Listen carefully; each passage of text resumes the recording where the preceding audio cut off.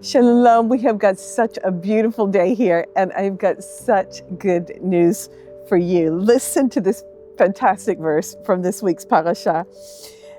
But Moses said to the people, "Do not fear. Stand by and see the salvation of the Lord, which he will accomplish for you today. For the Egyptians whom you have seen today, you will never see them again forever. The Lord will fight for you while you keep silent." I think that this is my favorite verse in this very long portion today. What an action-packed parasha this week. And it is, the name of this parasha is Beshalach. It's Exodus 13:17 through 17:16. And the Haftarah is Judges 4:4 through 5:31. And the New Covenant portion is John 6:22 through 40. So, in last week's parasha, remember what happened. The Lord brought the 10th and the final plague, the death of the firstborn, on Egypt. And by that time, there was somebody weeping. I think it said in every household. And Pharaoh said, "Take your people and go. Just leave." And that brings us to this week's portion. And starting right there in Exodus 13, verse 17. When Pharaoh had let the people go, God did not lead them by the way of the land of the Philistines, even though it was near. For God said the people might change their minds when they see war and return to Egypt. So the children of Israel, they are now on a journey. In verse 21, it says, "The Lord was going before them in a pillar of cloud by day to lead them on the way, and in a pillar of fire by night to give them light, that they might travel by day and by night. He did not take away the pillar of cloud by day, nor the pillar of fire by night from before his people." Before the people. So we get into chapter 14, and what happens? Pharaoh changes his mind. He's thinking, what did we do? Why did we let them go? So Pharaoh and his army chased after the children of Israel. And in chapter 14, verse 10, it says, "As Pharaoh drew near, the sons of Israel looked, and behold, the Egyptians were marching after them, and they became very frightened. So the sons of Israel cried out to the Lord, and then they said to Moses, 'Is it because there were no graves in Egypt that you have taken us away to die in the wilderness? Why have you dealt with us in this way, bringing us out of Egypt?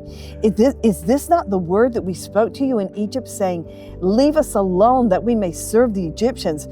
For it would have been better for us to serve the Egyptians than to die in the wilderness.'" And this is the verse that we read at the very beginning. "But Moses said to the people, 'Do not fear. Stand by and see the salvation of the Lord, which he will accomplish for you today. For the Egyptians whom you have seen today, you will never see them again forever.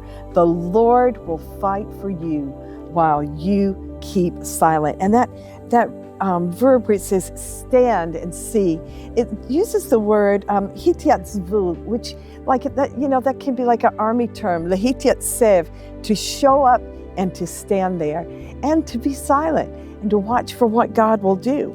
All right, still in Exodus 14, verse 15, the Lord said to Moses, "Why are you crying out to me? Tell the sons of Israel to go forward. As for you, lift up your staff and stretch out your hand over the sea and divide it. And the sons of Israel shall go through the midst of the sea on dry land."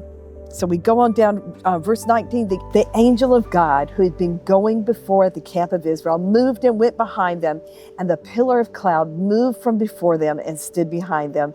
So it came between the camp of Egypt and the camp of Israel, and there was the cloud along with the darkness, yet it gave light at night. Thus the one did not come near the other all night. Then Moses stretched out his hand over the sea, and the Lord swept the sea back by a strong east wind all night and turned the sea into dry land so that the waters were divided. The sons of Israel went through the midst of the sea on the dry land, and the waters were like a wall to them on their right hand and on the left. And so the sons of Israel were in an impossible situation, and God opened up the sea for them, and he can do the same thing for us when we cry out to him in our impossible situations. In verse 26, the Lord said to Moses, "Stretch out your hand over the sea so that the waters may come back over the Egyptians," because the Egyptians followed them right into the sea, "and over their chariots and horsemen." And Moses stretched out his hand over the sea, and the sea returned to its normal state, while the Egyptians were fleeing right into it.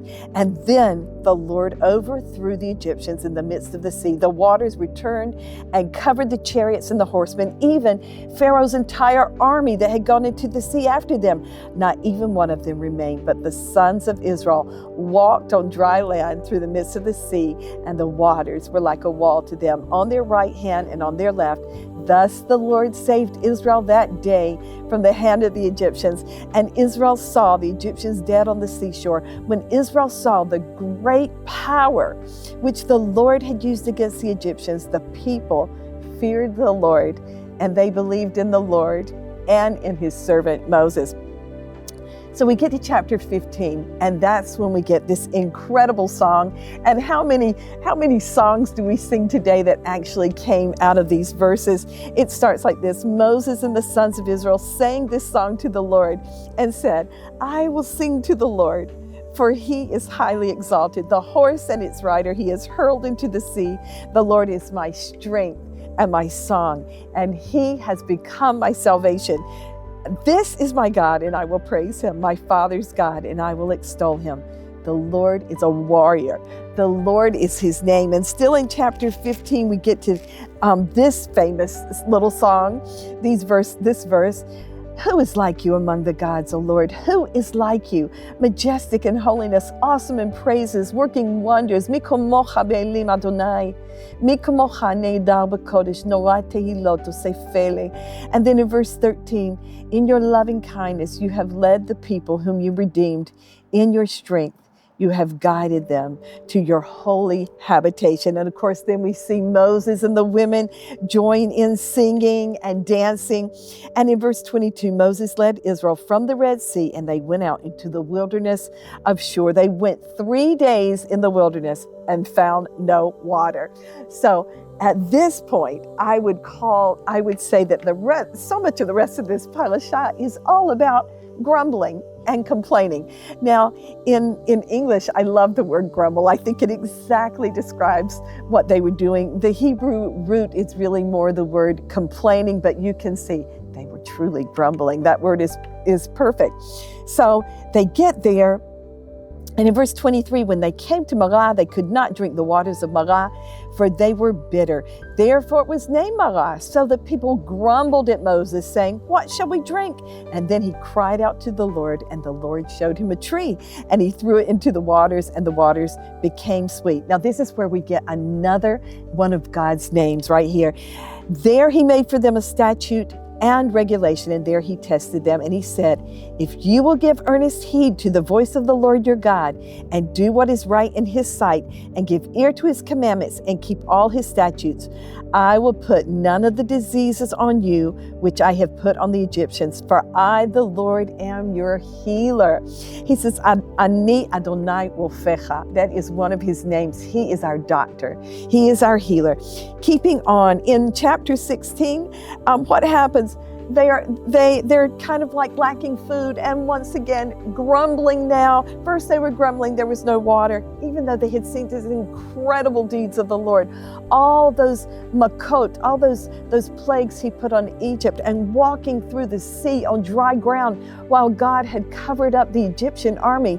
And yet here they go, and there's no water, and now there's no food. And the people are grumbling, and they are crying out and just saying, "Would that we had died by the Lord's hand in the land of Egypt, when we sat by the pots of meat, when we ate bread to the full. For you have brought us out into this wilderness to kill this whole assembly with hunger." And then the Lord said to Moses, "Behold, I will rain bread from heaven for you." You hear our chants? How wonderful. And so this is the beginning of God pouring out manna. Give me just a second.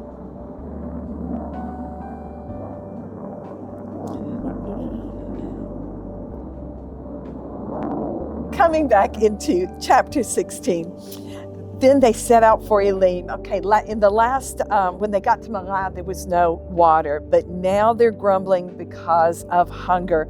And then in chapter 16, verse 4, the Lord said to Moses, "Behold, I will rain bread from heaven for you." And what was that bread? It was manna. And in verse 5, on the sixth day, so the people would, it says that people would go out and gather every day's portion, but on the sixth day, they were to gather a double portion because God didn't want them gathering on Shabbat. And it says in verse 6, so Moses and Aaron said to all the sons of Israel, "At evening you will know that the Lord has brought you out of the land of Egypt. In the morning you will see the glory of the Lord, for he hears your grumblings against the Lord. And what are we that you grumble against us?" So, we have read in the past how God, he sees and he is aware of our sufferings, but he also hears our grumblings and he doesn't like it. All right, going on in verse 8, Moses said, "This will happen when the Lord gives you meat to eat in the morning and bread to the full in the morning, meat to eat in the evening and bread to the full in the morning. For the Lord hears your grumblings, which you grumble against him." And what are we? Your grumblings are not against us, but against the Lord. Then Moses said to Aaron, "Say to all the congregation of the sons of Israel, come near before the Lord, for he has heard your grumblings." As we go on in verse 12, it says, "I have heard the grumblings of the sons of Israel. Speak to them and say, at twilight you shall eat meat, and in the morning you shall be filled with bread, and you shall know that I am the Lord your God." So it came about at evening that the quails came up and covered the camp, and in the morning there was a layer of dew around the camp. When the layer of dew evaporated, behold, on the surface of the wilderness there was a fine flake-like thing, fine as the frost on the ground. And when the sons of Israel saw it, they said to one another, "What is it?" For they did not know what it was. And Moses said to them, "It is the bread which the Lord has given you to eat." And we know from this it gets its name, manna, because they were saying, "What is it?" And then in verse 31, the house of Israel named it manna, and it was like coriander seed, white, and its taste was like wafers of honey.